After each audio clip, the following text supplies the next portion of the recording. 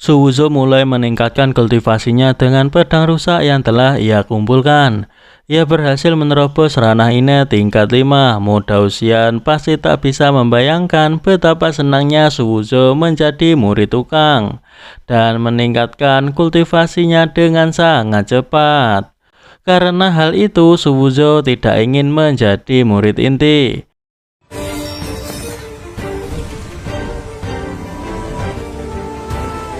这么爽吧？修为！ Melihat Su Yang dan Su Hao yang tiba-tiba masuk membuat Suwuzo kaget. Su Hao melihat senior Suwuzo sepertinya suasana hatinya sedang bagus. Suwuzo beralasan jika dirinya merasa hari ini akan berkontribusi pada sekte lagi. Karena hal itu dirinya merasa bahagia. Oleh karena itu Suwuzo akan mulai bekerja lagi. Su Hao memberitahu ketua sekte memerintahkan mulai hari ini Suwuzo tidak perlu lagi menjadi murid tukang di Puncak Suci. Suwuzo kaget mendengar hal itu. Ia berpikir jika ketua sekte tidak membiarkan dirinya untuk mengumpulkan senjata rusak lagi. Ketua sekte menyuruh Suwuzo kerja sambilan di puncak senjata. Suwuzo sedikit kecewa karena harus bekerja sambilan di puncak senjata. Su Hao dapat memahami perasaan Suwuzo setelah mendengar hal tersebut. Tapi Suwuzo juga tidak bisa menolaknya. Suwuzo mendengar jika puncak senjata adalah tempat pengumpulan semua senjata yang dibuang. Sekarang dia sangat senang karena tahu seperti itu. Maka pergi ke puncak senjata adalah hal yang lebih bagus daripada di puncak suci.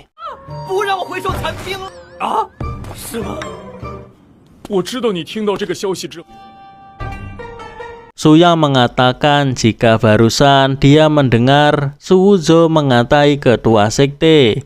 Suwuzo beralasan maksudnya adalah ketua sekte memandang dirinya terlalu tinggi, bahkan memberinya tugas yang begitu penting. Suwuzo sangat senang. Su Hao heran dengan Suwuzo yang merasa sangat senang setelah ketua sekte menyuruhnya untuk pergi ke puncak senjata. Padahal pekerjaan di puncak senjata jauh lebih melelahkan di seluruh sekte Dao. Karena hal itulah Suwuzo sangat senang. Semakin sulit artinya dirinya bisa memberikan kontribusi lebih besar untuk sekte. Sejak awal Suwuzo ingin mencari kesempatan pergi ke puncak senjata untuk mengumpulkan senjata sisa berlatih.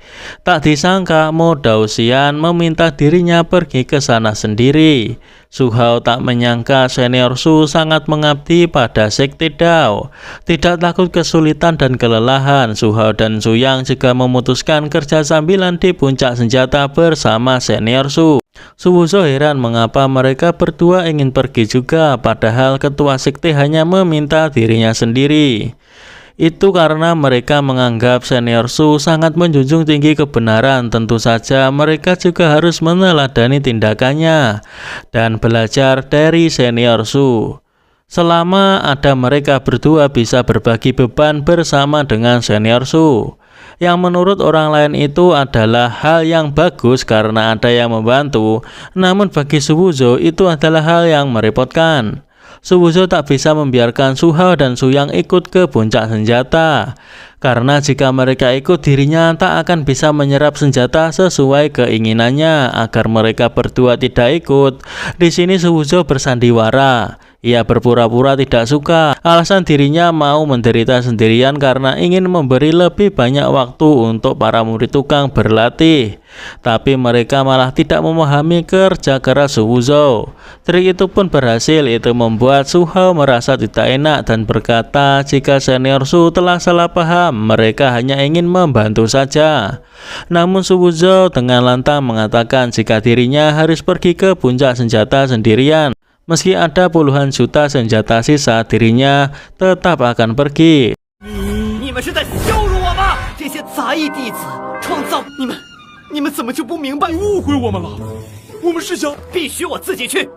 Suwuzo telah melewati puncak peri, harusnya sudah dekat dengan puncak senjata. Suwuzo melihat ada dua pria digantung dan disiksa oleh tiga wanita. Wanita itu sedang memberi pelajaran kepada dua laki-laki itu karena mengira laki-laki itu datang untuk belajar seni bela diri secara diam-diam. 同学，臭婊子！少啊，我还没来得及看就去死！姐妹，真的，妹妹，给我往死里打！我不管说什么都要挨打。 Suwuzo beranggapan jika hal itu sangatlah memalukan. Bisa-bisanya sampai ketahuan. Suwuzo merasa ada yang aneh, apa salahnya belajar bela diri secara diam-diam. Dirinya adalah penerus sekte Dao mendatang. Jelmaan keadilan, dirinya tidak mungkin melakukan hal sekotor itu. Lalu ia melanjutkan perjalanan. Suwuzo melihat seorang murid dari puncak bela diri lagi. Ia penasaran dengan apa yang dilakukan murid itu. Lantas ia bertanya.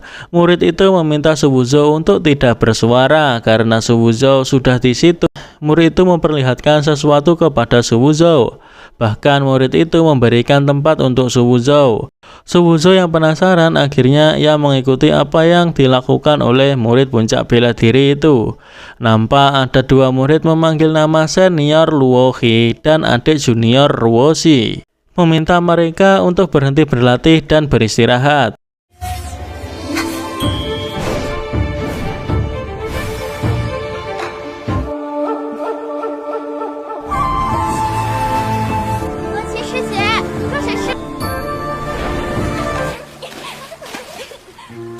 Mereka mengatakan jika murid-murid dari puncak bela diri sangat menjengkelkan, selalu datang untuk mengintip latihan.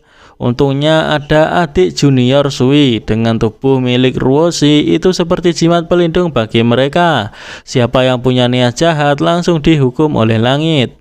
Mereka beranggapan siapapun yang mengintip latihan mereka pantas untuk dihukum. Ruoshi meminta kakek seniornya untuk berhenti menggodanya. Tiba-tiba ada petir yang menyambar seseorang di tempat Suwuzo tadi.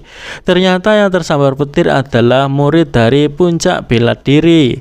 Suwuzo bingung dengan apa yang terjadi dengan murid puncak bela diri tersebut. Itu karena mereka sama-sama mengintip latihan gadis-gadis itu. Namun murid puncak bela diri itu heran mengapa Suwuzo tidak tersambar oleh petir. Ruoshi menyadari ada yang mengintip. Suwuzo panik karena dirinya ketahuan.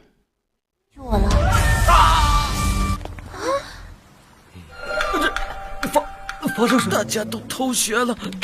有人